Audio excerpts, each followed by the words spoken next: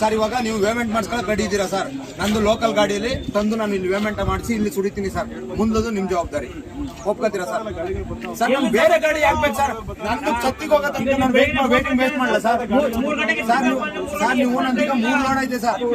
ಒಂದು ಯೂನಿಟ್ಗೆ ನೀವು ಎಷ್ಟು ಲಾರಿ ಕಳಿಸ್ಬೋದು ಸರ್? ಒಂದು ಯೂನಿಟ್ಗೆ ಎಷ್ಟು, ಒಂದು ಡಿವಿಷನ್ಗೆ ಎಷ್ಟು ಲಾರಿ ಕಳಿಸ್ಬೋದು ಸರ್? ಸರ್ ನನ್ನ ಊರಲ್ಲಿ 50 ಲೋಡ್ ಐತೆ ಸರ್. 50 ಲೋಡ್ಗೆ 3 ದಿನ ಆಯ್ತು ಸರ್. ನನ್ನೊಬ್ಬಂದು 3 ಲೋಡ್ ಐತೆ ಸರ್. ಸರ್ ಅದೇ ಸರ್ ಹೇಳ್ತಾ ಇರೋದು, ಒಂದು ಡಿವಿಷನ್ಗೆ 15 ಲೋಡ್ ಹೇಳಿದ್ರು ಸರ್. ಇವಾಗ 3 ದಿನ ಆಯ್ತು ಸರ್. ನಂದು 3 ಲೋಡ್ ಆಯ್ತು ಸರ್. ನಂದು 3 ಲೋಡ್ಗೆ ನೀವು 3 ದಿನಕ್ಕೆ ಒಂದೊಂದು ಲೋಡ್ ತುಂಬ್ತೀರಾ. ನಾಳೆಗೆ ಹೋಗೋ ಲೋಡ್ಗೆ ಏನ್ ಚಾರ್ಜ್ ಕೊಡ್ತೀರಾ? ನಾಳಿದ್ದು ಹೋಗೋ ಲೋಡ್ಗೆ ಏನ್ ಚಾರ್ಜ್ ಕೊಡ್ತೀರಾ? ಅದನ್ನ ಹೇಳಿ ಸರ್. ಇಲ್ಲ ಅಂತಂದ್ರೆ ನಾವು ಇಲ್ಲಿ ತಂದು ಹಾಕೊಟ್ಬಿಡ್ತೀವಿ ಸರ್. ಪೇಮೆಂಟ್ ಮಾಡ್ಕೊಂಬಿಡಿ ಸರ್. ಇಲ್ಲ ಪೇಮೆಂಟ್ ಮಾಡ್ಕೊಂಬಿಡಿ, ನೀವು ಇಲ್ಲಿ ಸುಡ್ಕೊಡ್ತೀವಿ. ಇನ್ ಮುಂದೆ ನಷ್ಟ ನೀವು ತಗೊಳ್ಳಿ. ಈಗ ನಾನು 5 ದಿನ ಕಷ್ಟಪಟ್ಟಿದ್ದೀನಿ ಸರ್, ನೀವು 5 ದಿನ ಕಷ್ಟಪಡಿ. ಅದಕ್ಕೆ ನೀವು ಒಪ್ಪಿಗೆ ಕೊಡಿ. ಎಲ್ಲಿ ಸರ್? ಹೌದು ಸರ್, ಸರ್ ಇಲ್ಲಿಂದ ಬರೀ 12 ಅವರ್ ಸರ್.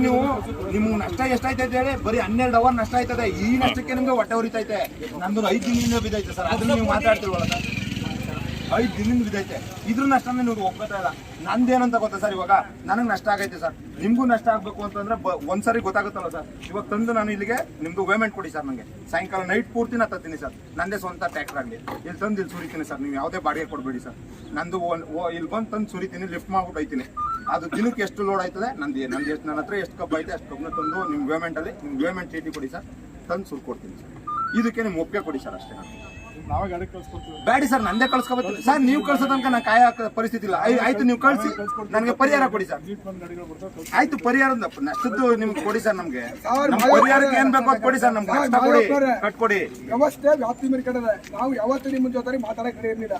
ಇವತ್ತು ನಿಮ್ಮ ವ್ಯವಸ್ಥೆಗಳು ಕೈ ಮೀರ್ಕೊಂಡ ದೃಷ್ಟಿಯಿಂದ ನಾವು ಇವತ್ತು ನಿಮ್ಮನ್ನೇ ಡ್ಯಾಮೇಜ್ ಕೇಳ್ತಾ ಇರೋದು, ನಷ್ಟ ತುಂಬಿಕೊಡ್ತಾ ಇರೋದು.